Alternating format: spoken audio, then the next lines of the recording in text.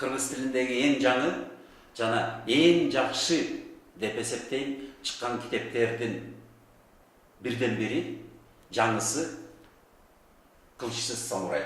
Бул китепти биз Бугу пресс менен кызматташып, Жаныбек Абдетегиндин демилгеси менен чыгарып, азыркы күндө болгон эле 2000 нускасынын бир тобу азыр сатыла баштады.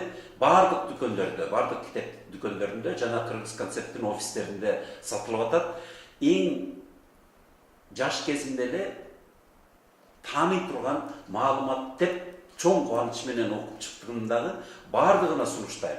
Өзгөчө жаштарга, изденген жаштарга бул жерде лидер болуунун сыйкырлары, лидер болуу, кандай чоң бийик жетишкендиктерге же болбосо кичинекей даражадан баштап кандай ишти аткарып ийгиликти топтосо болот жана ишеничти өзүнө кантип кайрып алса болот дагы кандай ийгиликти дүйнөлүк, мамлекеттик, улуттук деңгээлде кандай тепкичтерди аттап өтсө болот деген жапондордун классикалык